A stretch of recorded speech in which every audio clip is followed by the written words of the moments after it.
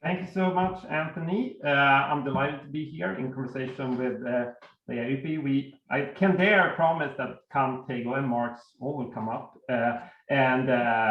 This is Lea and I have had a long-standing philosophical conversation over the last few years. And I had the opportunity to read this book in manuscript last winter. And even though I was already a great admirer of Lea's work in political theory and philosophy, nothing really could have prepared me for how powerful and moving this book would be. And I did have the sense, I think this is just going to explode when it comes out. And I'm very happy to see that I was totally right about that. So I thought I would kick off by just inviting Lea to, say something about the specificity of writing this book vis-a-vis your other work. Obviously, that has been systematic work in philosophy and political theory, but an abiding concern really has been this question that is also in the title of this book, free. What does it mean to be free? Which are the social and historical and institutional conditions that are conducive to freedom, to its flourishing? Which are the obstacles? And you mentioned towards the end of the book that you had first planned to write this as more of a theoretical book about overlapping conceptions of freedom in the liberal and socialist tradition, which has been a long-standing concern in your work. But as you started writing it, it had to become this concrete historical account of your own experience. So yeah, I'm inviting you to both say something about the process of writing this book and how you see it coming at this question of freedom from a different but related angle to your philosophical work.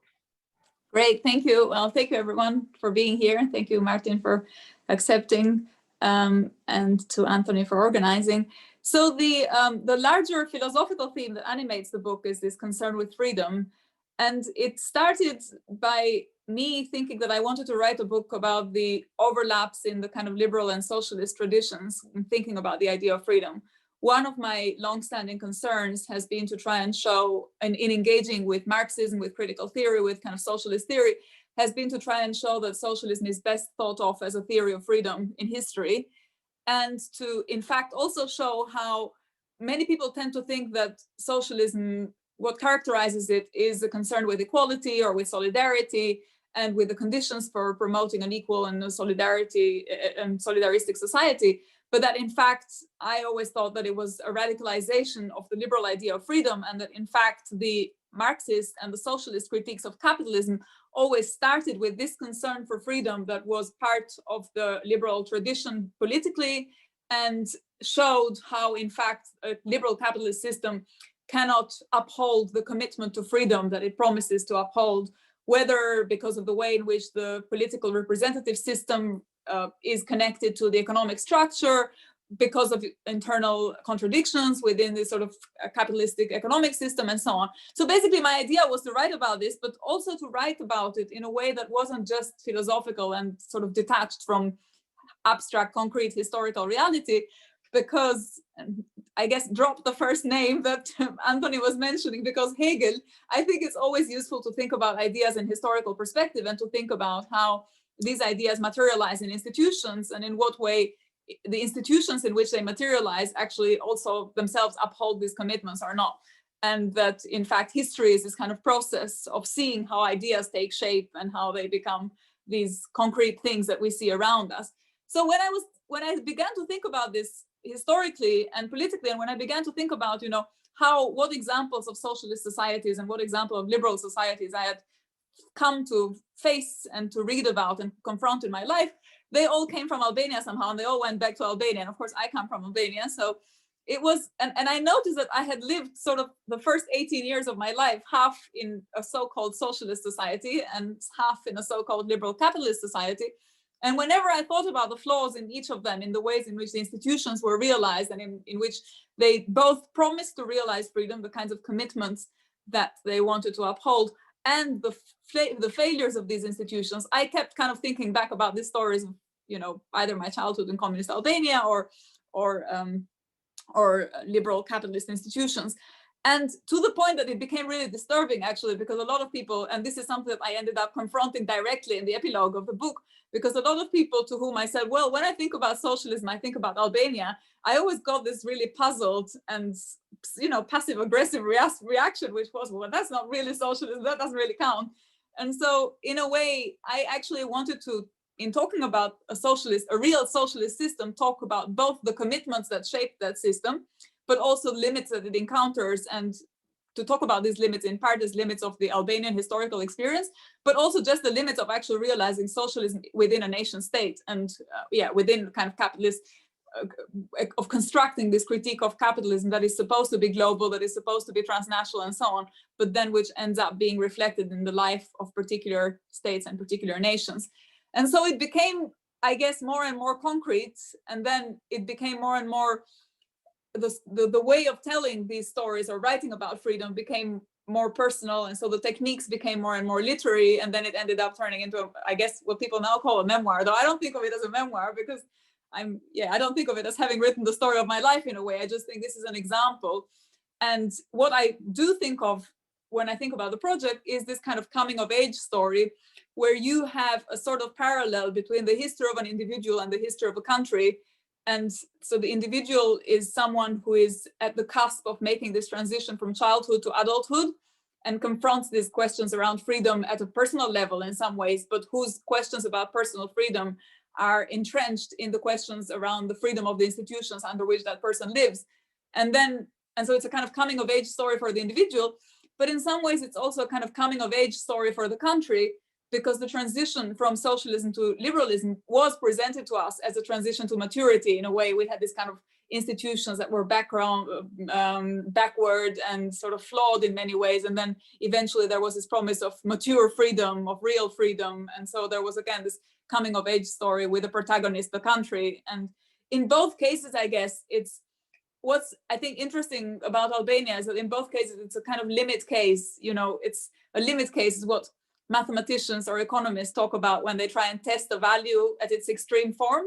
And so with Albania under socialism and Albania under liberal capitalist institutions, you can test in a way the values of both in their extreme form, because both the process of going through these socialist institutions was in many ways more extreme than in other socialist countries. But also, again, the crisis and the transition afterwards to liberal institutions was also in its way extreme. And so it was a good limit case to show, you know, what freedom does when it becomes real lives and when it becomes history in a way. Yeah, great. I mean, that's a superb account of many of the structural dynamics of the book, I think. And I wanted to zone in on this because I think you're very careful throughout to have a sort of dialectical relation to all the phenomena that you're approaching, even when you're criticizing them.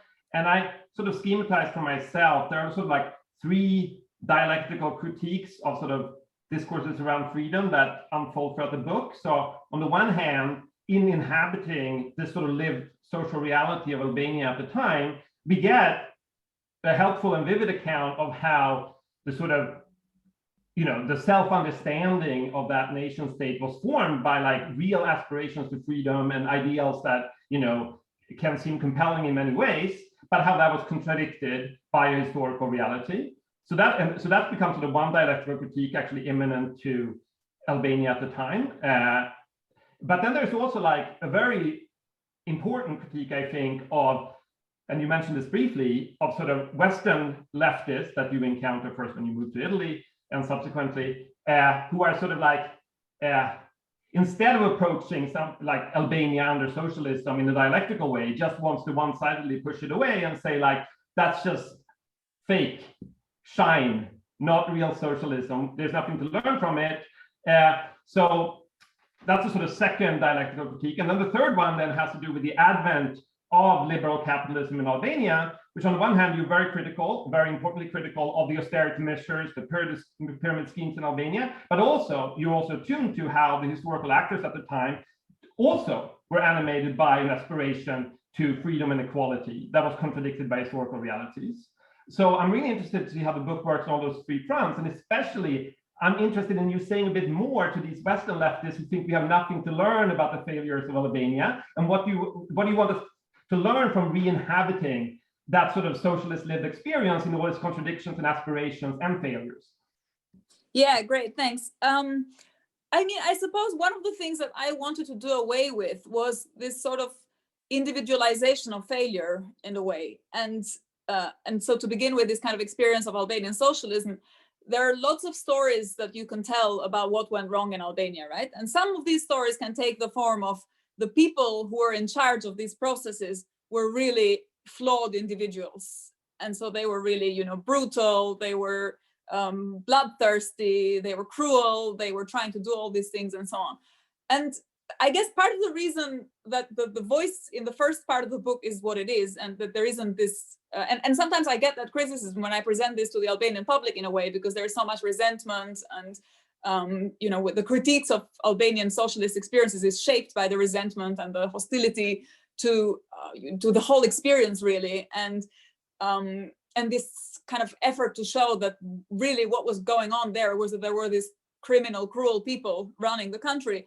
And I always felt that in no oppressive system that can ever be fully the case. That it seems to me that however oppressive a system, however tyrannical the leaders that are in charge of that system, they guarantee compliance, not just by being brutally oppressive, but also because of the whole way in which, you know, motives come together. And just to go back to the kind of to Hegel, to the cunning of reason, to the way in which things happen that are often that one particular individual is not necessarily alone in charge of, and that can't be ascribed just to the kind of motives of that particular individual, which is not to say that that plays no role, because of course which individuals we happen to have in charge at any key moments might obviously make a crucial difference. But I just didn't want to explain the experience of Albanian socialism as just this kind of, you know, accumulation, dictatorial accumulation of power that has got nothing to do with attempts to claim legitimacy, some kind of commitment to an ideal that might have been a plausible and a valuable ideal to begin with, and to see how this process unfolds in a way that leads to this concentration of power, to this lack of democracy, to censorship, and so on.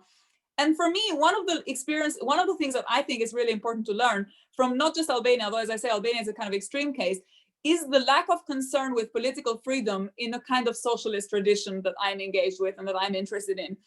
And in fact, I think many of the critiques of the dissidents of 1989 to their own societies were critiques that had to do with the fact that there hadn't been a sufficiently sophisticated effort to think about democracy and what democracy requires and what kind of democratization requires at the political level. And so for me, the failures and the flaws of this experience historically all are due to the fact that already at the level of theory, but also then in terms of practice, there was just not enough concern with political liberties and, you know, with actually promoting these liberal freedoms like freedom of association, freedom of thought, and so on. The fact that these were always thought of as bourgeois freedoms that came packed with the system in which they were entrenched and from which socialists had nothing to learn. And so for me, one really important lesson to learn from this kind of experience of these state socialist societies is the fact that it seems to me that it led to where it led because from the beginning, there was insufficient attention paid to democracy, to political democracy, and that it's that combination of kind of lack of attention to political democracy and then a certain way of running the economy, of thinking about economic power and so on, that produced, and then obviously context there matters, that produced all these, the mistakes from which I think it's important to learn, and not just the mistakes, but actually the moral tragedies that, you know, you come to see when you see how that affected real people and real individuals and so on. But I wanted to put that together in the book. I wanted to show that story while also showing what the discourse was around, you know, freedom, what Albania thought it was doing, what they were committing to, how they stood vis-a-vis other socialist states, how they ended up being completely isolated, in part through this commitment to the purity of the ideals, and by saying, well, everybody else is making compromises, is immoral, or is a traitor or whatever. So basically, that was one of the stories. The second part of the story is kind of connected to that with the Western socialist tradition. I think it's to do precisely with the fact that because there is not enough attention to this element of how, you know, political and economic democracy work together, and this is something we've been talking about, you know, in connection to your book as well. This is one of my sort of ongoing concerns with the fact that in the socialist tradition there isn't sufficient effort to conceptualize what this means. It seemed to me that then the experiences of the Eastern Bloc, the Eastern socialist societies, were always dismissed in this quasi-liberal paternalistic way that almost believed that, you know, if you were to try this again in your societies, this would be much better, or would work out much better, or you wouldn't have this concentration of power, and you wouldn't have this oppression of the individual, or you wouldn't have a need for censorship. When in fact, as I say, because to me these seem all to arise from structural factors, I don't see any guarantee that, you know, the next time the left tries to do something like this, it's not going to be, if there is no real engagement with these failures of the past, it seems to me that there's no real guarantee that things will work out in the future. And this connects to your third point about, you know, Western liberalism. This is where I felt really the two, kind of the leftists and the liberals, overlapped almost, was precisely in having this almost arrogant presumption that a liberal society with a liberal tradition, with liberal institutions, knows better than the locals when it comes to, or knows better to these other societies that are still somehow catching up with the kind of, you know, with the course of history, knows better than them what they need to do, what they should be committed to, how they should realize certain things. And in my book, the second part of the book, the kind of liberal part, is all about telling the story of how all of that fails when you bring these abstract recipes of how to liberalize a country. It doesn't fail just because I feel, you know, there's fundamental problems in capitalism and fundamental problems in how you think about free market societies and whether they can actually deliver for individuals. But also in a more particular way, it fails when it's brought to these developing contexts in the way in which structural reforms were brought, for example, to Eastern European countries, with this lack of concern for the nuances of the text, of the context, and yeah, in this very top-down way. Great. Yeah, so all of that, I think, to go from that specificity of those three things to the sort of more general philosophical concern. So, as you mentioned, I mean, one thing that our work has in common that we've talked about before, and there's sort of an ongoing conversation between us, has to do with, we both emphasize that Marxist project and socialism should be understood as an immanent critique of liberalism rather than a rejection of it. So the question becomes both like, why can't liberalism live up to its own promises or hold on to its own conception of individuals as rights bearers, but also what sort of economical transformations are required for that, and why you shouldn't choose between these two things, you should think them together in the right way. And your name for this is Kantian Marxism, which is, and I've seen that term makes its way a bit into the sort of mainstream interviews, which is very nice to see, but I thought we could use this opportunity to dive a bit deeper into that. And especially one thing that I'm still trying to figure out in our conversations is, while you call yourself a Kantian Marxist, I would call myself a Hegelian Marxism, and if these are two names for the same thing, or if there are significant differences. Mm-hmm. So, and especially, because if I understand you correctly on the Kantian Marxism, it's the idea that like Kant gives us this account of how we are constitutively free agents, you know, who, as you say in the epilogue, have this inner freedom, the freedom to do what is right. And then Marx gives us this analysis of the structural obstacles under capitalism to actualizing that freedom. And I find much, and I guess my Hegelian question to that is just, isn't it the case that there aren't just historical obstacles to fulfill that freedom, but also that like that very inner freedom to do what is right? I mean, knowing what it is to do, I would say like what's constitutive sort of the question that we're constantly engaged with the question of doing what is right, and we have to learn what freedom amounts to historically. And that seems to me also the sort of historical story you're telling, but the Kantian part of it still seems to have this idea that there is I agree with the inner freedom, but is it the freedom to do what is right, or the freedom to ask the question what the right action is, and then learn what that requires of you historically? Because Kant seems to think that you can deduce a priori what the right thing to do is, categorical imperative, versus learning it historically. So I'm just sort of interested in this, because the way the book unfolds seems to me very much about, even though the question of freedom has always been there, will never go away, what you're tracing so powerfully is precisely how we can only figure out what that demands of ourselves and one another, our institutions, through these historical failures. And that seems to be a profoundly Hegelian point. So I'm just inviting this conversation of the similarities between Kantian and Hegelian Marxism. Yeah, right, great. I mean, I'm kind of torn, obviously, between that, because I'm very sympathetic to what you've just said.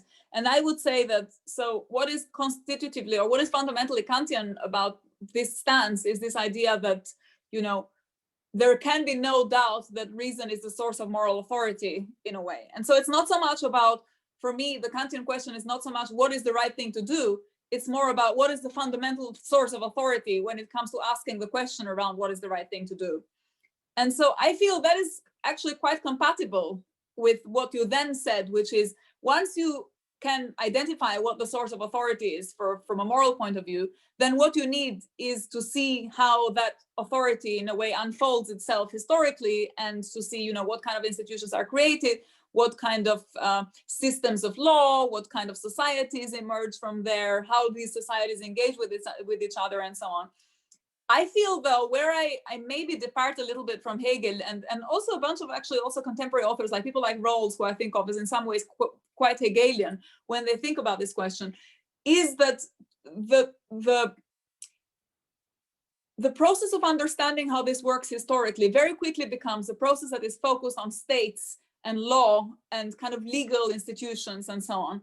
And there seems to me in that story very little left for outside agents that aren't necessarily captured in these kind of formal processes of lawmaking or history making or history writing and so on, that needs to be taken into account when reflecting on possible criticisms to the system or possible alternative ways of conceiving society and so on.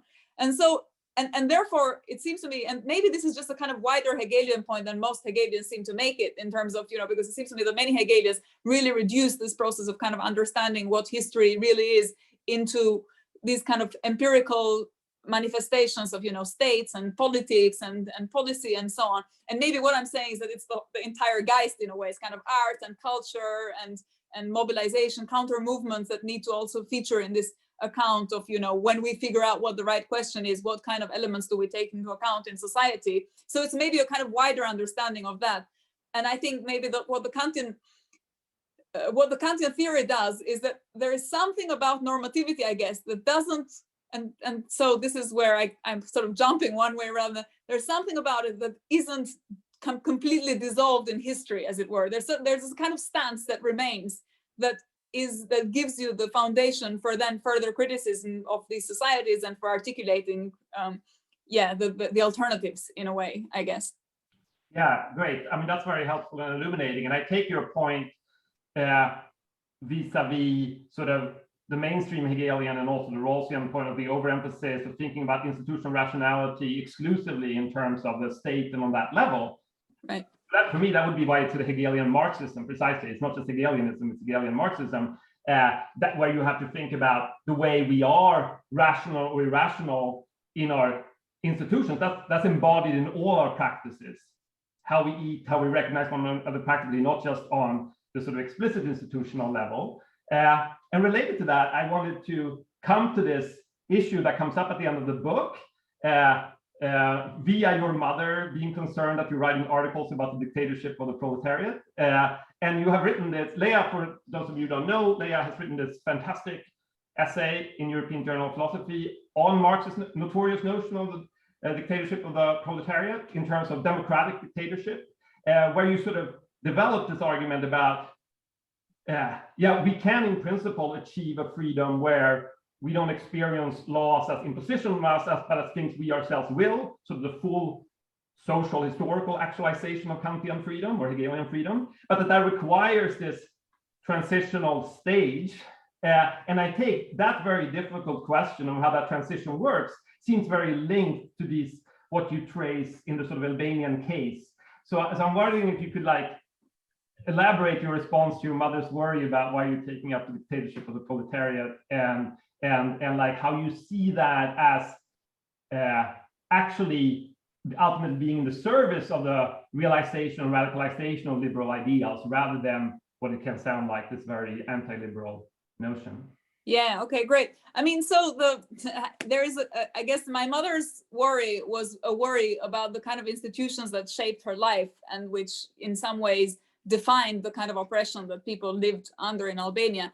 And when I was reading about and writing about the dictatorship of the proletariat, to me, I was reading it in Marx as a kind of radical democratic institution that again radicalized the liberal tradition of thinking about transitional government. And so I took the philosophical, let's say, point about, and then I'll say something about, how that philosophical point turned into reality in these countries. But to me, the philosophical point was about articulating institutions for revolutionary legitimacy which in some ways is a very difficult question, because in every historical revolution, there is always a kind of winners and oppressors and oppressed, as it were. And so even, if everything's right, it happens in the name of justice, it's done, in the name of freedom, it delivers freedom for an oppressed majority. And so it's not just a kind of clique institution and so on. There is always a sense that in every triumphant regime, there will be a part of losers of that regime, which will be for ideological reasons, for reasons to do with bias, with manipulation and so on,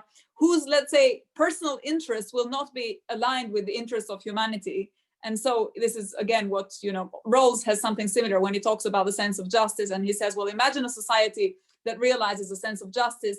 There may be, even in that society who realizes a sense of justice, there will be some individuals for whom this will not be enough to motivate them. So they will kind of remain selfish and so on. And to me, as a Kantian, that was always a historically contingent thing. Like, it's not possible to conceive a society that is fundamentally just, in which that has really realized justice in its core, that always has this difference between, in some ways, those to whom justice appeals and motivates, and those for whom it will never work out, and for whom you need the kind of system of law and punishment and oppression and so on.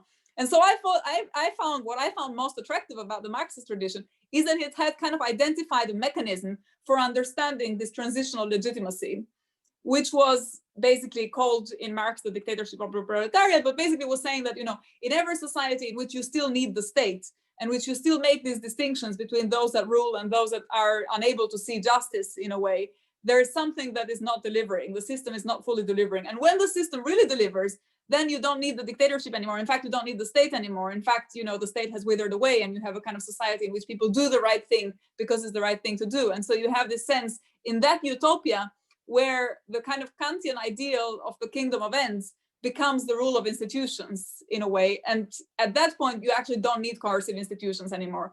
So for me, between the kind of Kantian idea of the kingdom of ends and this post, let's say, communist utopia or whatever, the connection was very clear, at least in theory.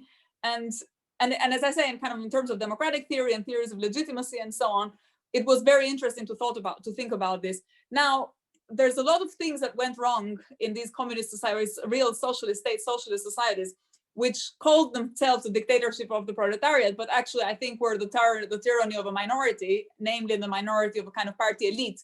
And the first thing that goes wrong there is this detachment between the party on the one hand and the people on the other, and the fact that democracy doesn't deliver when it comes to connecting the institutions of the party and the institutions, the kind of the people on the ground.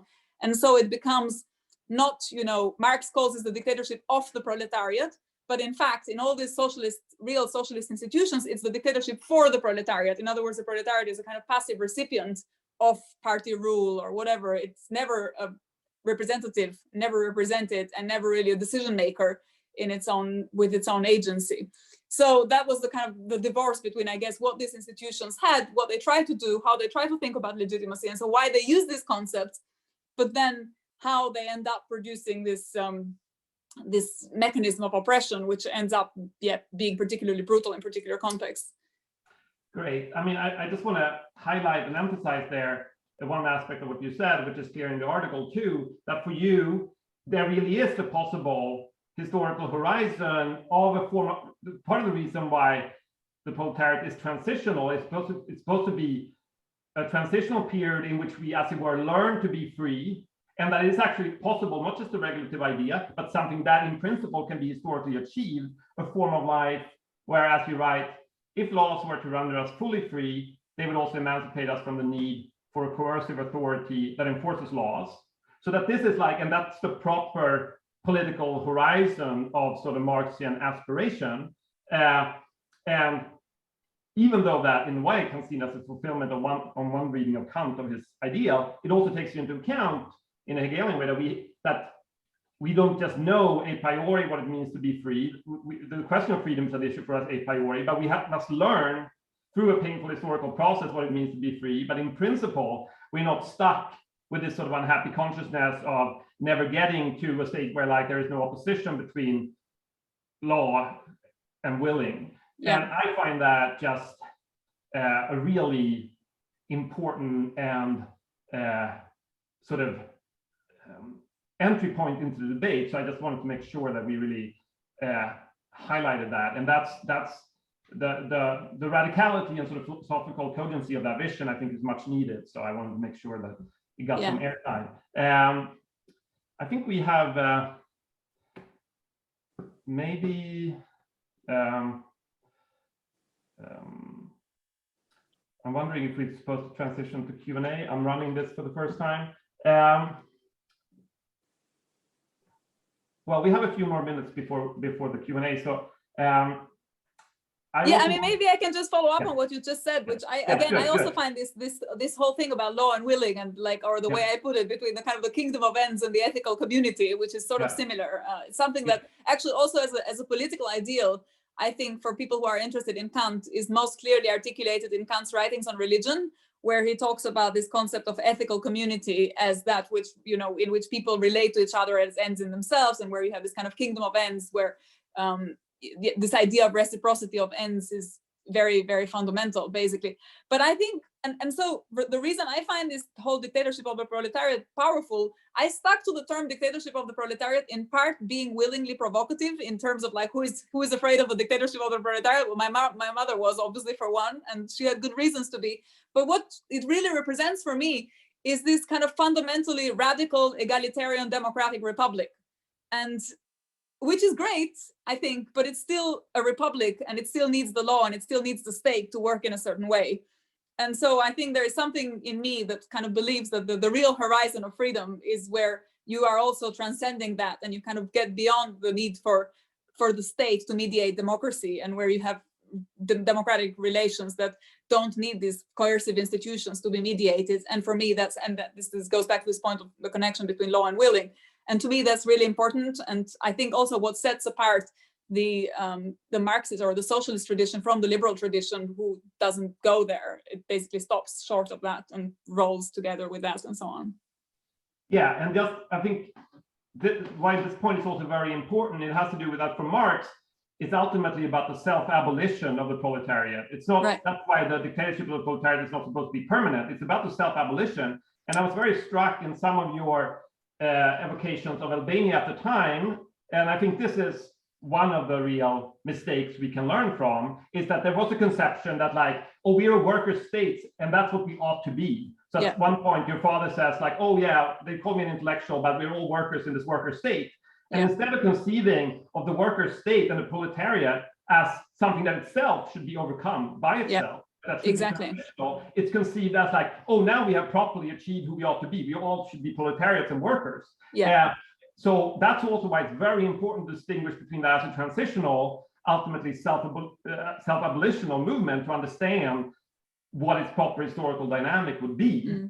So that's, for me, one thing one can really learn both from your book and from going back to this period and seeing like, even though we don't want to one-sidedly throw out all the aspirations and self-conceptions of the Eastern Bloc, there was this conflating sort of the proletariat with the endpoint of history, rather than as that historical actor to overcome itself, which makes it different than all other revolutions. And it's not one class vanquishing another. The horizon is sort of universal emancipation. Yeah, great. And which incidentally, I think also historically led to, on the one hand, reifying the state, and on the other hand, again, as you can see from the kind of Albania experience, into this kind of rhetoric of the nation state as the vehicle of emancipation, which was never really, you know, this nation state is never really supposed to be the kind of agent of transformation. But that's exactly like, that's what happens when you are in this, you have the state and you're exercising power. And so in some ways you have the dictatorship of the proletariat, but then what you do is you think of the state then as being the kind of agent of world history again. That also goes back to in some ways to what I was saying about Hegel and, you know, my concerns with the state, but yeah. Yeah, whereas the proper agent and the agential self-conception that Marx stresses, and that is so important, is that it's about a historical agent that aims for its own overcoming. Yeah, exactly. As the status of the class, and with an understanding of internal self-contradiction. So the point is not to be a proletarian, or to be a worker. Yeah. And that's not the correct notion of labor either, even though we can understand why there's a priority to that agent in that class in a historical transition. Yeah, yeah. Great. With that, we should give some time to our audience as well. So let me look, for the first time ever, I'm doing this, so bear with me. I'm opening the Q&A chat. So first question from Joanna. Thanks for this great conversation. I'm interested in whether there are more similarities than differences in the ways in which post-communist societies have taken shape. Has Albania done better than, say, Russia? And if so, along which lines? Yeah, no, I don't think it has done better than Russia. I mean, in part because I think the more entrenched, the more isolated the kind of real socialism became in these countries, the more, the less likely to work it was, basically. So the more inward looking it became, the more difficult to realize what the ideals were and what the commitments were. So I think, having said that, I do think that there were similarities. So that's one. So that sets apart, I guess, Albania from other socialist countries, and also historically, Albania was trying to create a kind of alternative model to both Soviet Union socialism and to eventually China and Yugoslavia and so on. So there are all these kind of historical real socialisms with which it was confronting itself, and in part trying to set itself apart both for selfish reasons that had to do with the kind of self-sustaining of the elites that were in charge, but I think also with this sense of commitment to the rhetoric and so on. So again, you can kind of give them the benefit of the doubt there, but it's clear that it fails because it fails every time you turn into kind of autarkic republic that is trying to just hold on to these ideals in this very abstract way without really engaging with kind of historical reality outside it. So that's what sets it apart. But I do think in a lot of these socialist countries, there are similar things that happen in terms of how power is taken, how how the party rules, how the economy is organized, how planning works, and so on. And in fact, I noticed when I was writing the book that even talking to my friends from other East European countries, there seemed to be a kind of shared experience of, I call it the ex-children of communism. So ex-communist, ex-children, like all of us who kind of grew up on the other side of the Iron Curtain, seem to have had these socialization experiences that took a similar form in terms of how you thought about knowledge, how you thought about value, the fact that you didn't live in commodified societies, the fact that your childhood wasn't shaped by advertising or whatever. So there's clearly parallels there in terms of how this experience then took shape, and again, things to learn there as well. With one more to do a comparative study. I didn't do this comparative study, and my book was more really an urge to just engage with these realities and to invite people to engage with these realities as opposed to just shutting them out and saying, well, it's nothing that concerns socialists. But I'm sure, yeah, that'd be really interesting things to discover if you were to explore this question further. Great. So Steve Taylor asks, if we have to learn how to be free in the transitional period that Martin outlined, where does the prior impulse to freedom come from? The longing that haunts our lives under capitalism, our emancipatory desire. What's the account of that sort of desire? I mean, so for me, this comes in the act of criticism, in the fact that whenever, and this is again why I don't think it's kind of purely reducible to institutions or to the law and so on, I feel it comes in the resistance that each and every one of us channels when we're confronted with an oppressive system. And that's in part the story that I try to say and tell in the book, which is told through the character of my grandmother, who lived through these different systems, and she had this life under the Ottoman Empire, very privileged aristocratic background with lots of power and wealth and titles and so on. And then communism, she ends up deported, and she's always insisted throughout her life that she was a free agent, which was hard to make sense of, because how could you possibly think of yourself as a free agent when you're in these oppressive circumstances? But I think what she really meant was the fact that in every oppressive circumstance, you can there is something in you that makes in you which is profoundly moral, which channels the kind of the free agent that shows like, I'm not standing up to this, or I'm going to reject this, or I'm going to criticize this, and I'm always retaining my capacity for critique.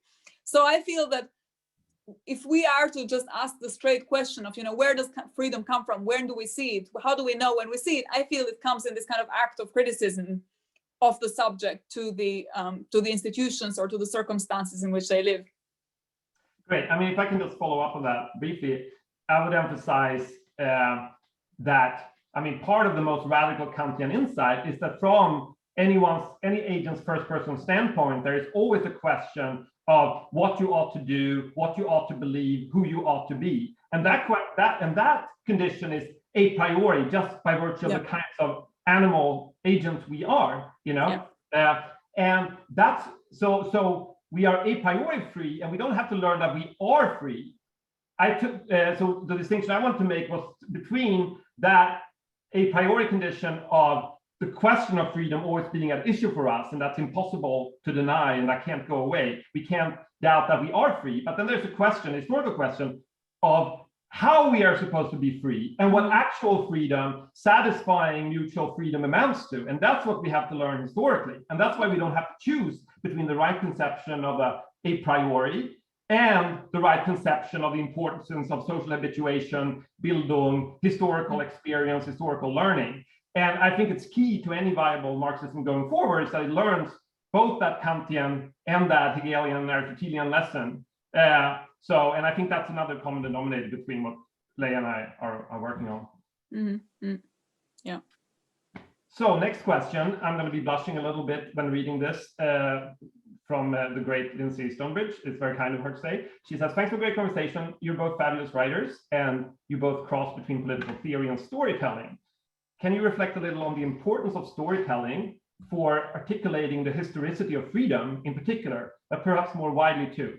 So I think that's a great question, Lea, in terms of like what specific work does storytelling do for sort of conveying the historicity of freedom? I think that's a beautiful way of putting it. So, yeah, I think in a way I've kind of discovered the power of that by writing the story. I didn't really, when I started doing this, I didn't really have a kind of, I didn't have an idea of what work I wanted it to do.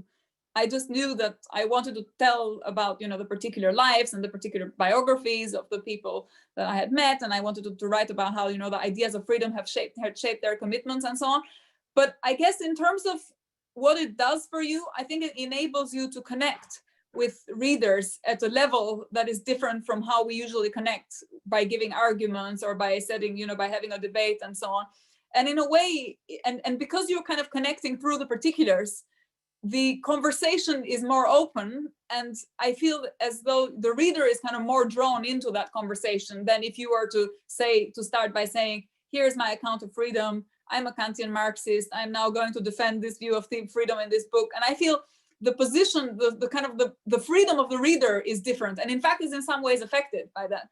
So I don't think I actually have a good answer to the question of how it connects exactly to historicity. I suppose I have a sense that it connects with some aspects of dialogue and some aspects of deliberation and some ways in which we kind of construct conversations that you don't get if you were to write a plain philosophical text or a historical text, because it just engages people at a different level, which is maybe less, I would say, less emotional or sort of less, I guess, makes connections that at not a particular level, but at more kind of universal level.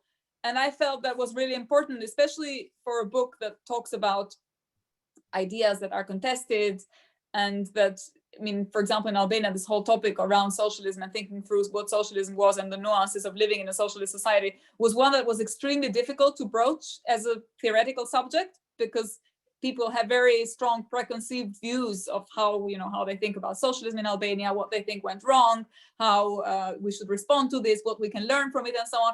And I wanted to challenge all of that, but I couldn't challenge it directly. I could only challenge it in a way by telling stories and by having characters and dialogues, and by not having a kind of dominant voice in the book that would do this authorial work for me. And that's the kind of work that it did for me, I suppose, in engaging with these historical realities, was to show the nuances, but to also show them without, I guess I'd say, scaring the reader, or or without intimidating the reader. Or I don't know how you would answer it, Martin. Yeah, I mean, I think I would say briefly to a great question that for me, it's also a way of embodying, say, the Hegelian idea of the concrete universal. That is to say, on the one hand, we can't do or think anything without a sort of norm that lays claim to universality. But on the other hand, that only lives and it only exists, in and through its historical embodiment and in the historical practice. And those are like two aspects of the same thing. So, and that's the sort of point that I want to convey philosophically, but also sort of embody in the writing by what Lindsay called sort of storytelling and sort of phenomenological evocation, we can say.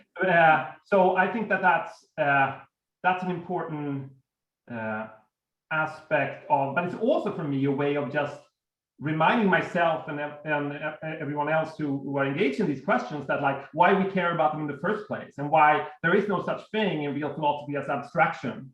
You know, like it's everything that matters philosophically has should make implicit that something that's implicit in what we already experience and be accountable to lived embodied historical experience. And that's also a task of one as a writer to convey that intimate link between the seemingly most abstract philosophical questions and the most sort of pressing lived realities. Next question from an anonymous attendee. I think you have touched on this already, but it would be good to clarify how the question and nature of freedom differ significantly under socialism as opposed to capitalism. Okay, yeah, I mean, I think, well, I suppose it differs in that it challenges capitalism as a system that is able to deliver freedom for, for the people that live under it. So I guess the challenge that socialists take up is to show that in a capitalist system, because of the way in which power is distributed, because of the way in which economic structures are arranged, because of the way in which wealth and value is generated, and wealth circulates, and so on, it's very difficult for people to relate to each other as ends in themselves, as I would say, as Kant was saying, as I was saying, I was inspired by Kant and by this idea of the kind of the kingdom of ends and this notion that we are not just means to each other. And in a society that is shaped by commodification, where value is produced in a way in which it's produced in a capitalist system, that's very difficult. And that's why a capitalist system can never radicalize and it can never fully realize this kind of commitment to freedom that it promises to deliver. And that's where the sort of socialist ideal, I think, takes up and begins. But I know, Martin, you probably also have a lot more to say on this. So yes, I do, but I also don't want to take up too much of the time from, I know many people here are concerned with many aspects of the book. So I thought I would, and they're coming in so many great questions, so I'm trying to judiciously judge here what. So here's a question that is related, but takes us back to the more concrete historical Albanian aspects of the book. So I thought that would make for a good combination. Says, could you say something about the relationship between politics and economics in your experience of Albania? Do you see one or the other as posing a greater challenge for aspirationally socialist countries, either from the standpoint of liberalism or from the standpoint of Eastern Bloc communism? So like, I guess this is a question about more concretely this question, say, between political rights and economics. How do you see that dialectics playing itself out in the historical experience of Albania? I mean, I think that's also a question maybe that kind of generalizes to probably other contexts as well, although in Albania obviously it was extreme because it was, as I said, an autarkic society, it was very isolated and there was no significant flow of trade with other countries. And so there's a whole reasons for why the economy kind of failed. But I think more generally, if you're thinking about a democratically organized economy, the only way to make people care about that democratically organized economy is that if they also have political power. If they don't have political power, then there's a divorce, a detachment between, citizens as producers, as people who are kind of working and acting in the economy and are participating in however you're organizing this economy, which is not by capitalist system. So they're not, they're not producing wealth to just produce wealth and to kind of accumulate and to make more, to make money circulate. Basically, they're doing it with a different idea behind it. But if they are not sufficiently included in the system, if they're not represented, if there is this gap between the party leaders and the bureaucracy and the nomenclatura on the one hand, and the people on the other hand, then the economic system is not going to work because people aren't going to care about what they produce because it's always going to be as producing for something else. So, in the capitalist system, you're producing for the capitalists, and there is a way in which you're alienated because of the way in which the money circulates and value is produced in a capitalist system. But in this kind of socialist system without political freedom, you're basically producing for the party elite and for the nomenclatura and so on. And so the divorce between the political and the economic is what I think triggers not just the crisis of censorship and political representation and all the questions with freedom of thought and freedom of association, but I think ultimately also bankrupts the economy. And so I think the two are actually very deeply connected. That you can't have democratic freedom at an economic level without political freedom. Great. I think that ties in directly to a subsequent question from Hal Scott Davis, who asks, and I think this is a very important question, are there different assumptions about human nature / virtues / flaws among the two basic systems, by which I assume he means capitalism and socialism? But in thinking about these issues, what sort of assumptions about human nature and the virtues do we have? So this is... Yeah, okay, that's a really great question. That is actually the question. And I feel that when you, and this is always a question that in some ways I have kind of come to this is where you get to the limit of this question, are you going to be a socialist? Are you going to be a liberal? And I think in the end, it really comes down to what you think about human nature. And so I usually, when people ask me, how come you're a socialist, blah, blah, blah, I start with that because that's where I've ended with my reflection. I think there is a fundamental difference, which has to do with how you think about what humans ultimately are. And, whether, are they more rational? I mean, so humans are famously rational animals. And there's a question of, are they more animals or are they more rational? Now, if you're like me and you're a socialist and a kind of, I guess, Hegelian, Kantian Hegelian Marxist of sorts, you think that rationality is something that sort of emerges through history, and by entering kind of in these historical processes, your rationality in some ways comes out more and more, and your distance from the animal that you were at the beginning and the kind of dawn of humanity becomes more and more significant to human nature. And so I feel with one of the questions that you always get when you're talking to liberals or to people who are much more skeptical about this conception, which is a kind of optimistic conception about human nature, right? This idea that human beings can always improve, that there can be a moral system that is also politically realized, that we're not just kind of moral here and there, but that we can actually have a real historical moral society, which I think is the ultimate utopia of socialism. And people say, no, that's not the case. That will, people will always be homo homini lupus, they will always be aggressive, they will always be selfish, they will always have these instincts that they will want to kind of kill the other person or outdo them or outperform them. There's this kind of intrinsic evil in the human being. And I feel that's the difference between a socialist and a liberal, is that the liberal, I think, thinks that is fundamental to human nature and can't be changed. And in socialism, there is hope that that can change, and that it's not fundamental, but it's historical, that can, with history, with historical circumstances modifying themselves in a more and more rational direction, I suppose, channel the kind of the best of human nature. But I don't think there is a kind of guarantee either way, in a way. Like none of us really knows what human beings ultimately are, in the course of history. I feel it's more of a kind of, in some ways for me, a sort of leap of faith almost, where you have to decide, okay, what do I fundamentally think about human nature? And I think, well, why be essentialistic, and why assume that humans are always evil? Maybe they're not. And if you start with this, well, maybe they're not, then you take on your political philosophy and your political commitments, I think, take a completely different shape than they do if you were on this other side that says, actually, people will always screw each other. And yeah. Yeah, just to follow up a bit on that, because I think an objection that both mine and Lea's work often gets, even from sympathetic readers, is precisely like, yeah, that sounds great, but like that couldn't ever be fulfilled because of our so-called human nature. What I want to emphasize, though, is that sort of holding on to the possibility of, say, actualizing social freedom, it's very important, though. That doesn't mean, that's not a denial of that there are real constraints that have to do with the kinds of animals we are, etc. It's just conceding that those are not themselves obstacles to fulfilling the kind of being we are. In the right conception, constraints are as a constitutive freedom, and the question is which kind of constraints. And it's also, as our rationality develops, I would emphasize, it's not that we're transcending our animality. It's like, being a rational animal is not a layer cake where you add rationality on top of an animal. It's a distinct kind of animal with a distinct kind of potential from the beginning, that is the only kind of animal that doesn't know how it's supposed to live. That's why it's so difficult to be a rational animal, and why it's such a painful historical experience, and why we have a history that other animals don't have.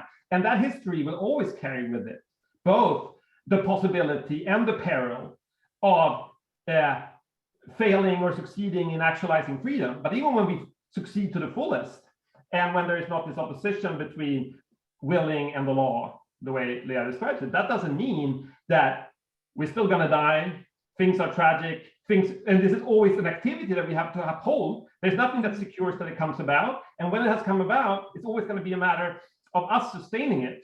And that risk of failing is not just a negative constraint. It's also part of what actually makes it ours, and our responsibility, our society, our lives.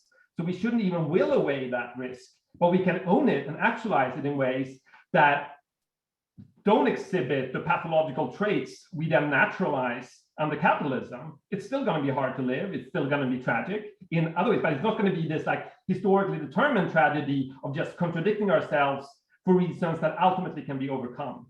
Mm-hmm. So.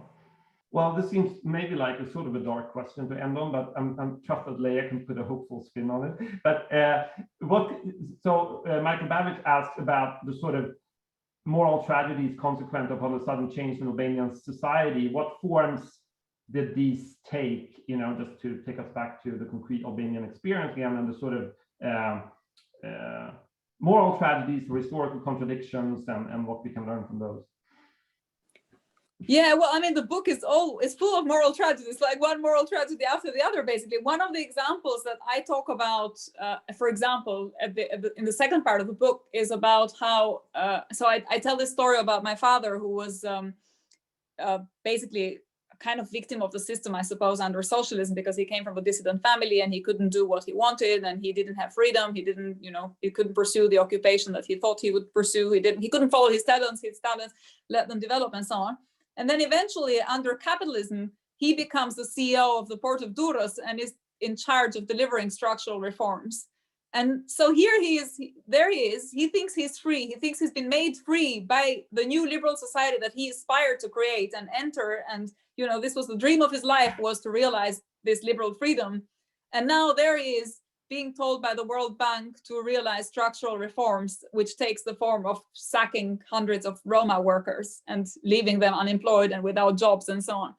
For me, this was one of a kind of paradigmatic examples of, you know, a moral tragedy, because there's someone who wants to be good, knows what oppression is, has all his life wanted to be a free agent, and suddenly what it means for that person to be a free agent is to actually be responsible for making other agents unfree. And it's a moral tragedy because it's not about someone wanting to exploit them or being nasty or being evil or whatever. It's a contradiction of the system that he lives under.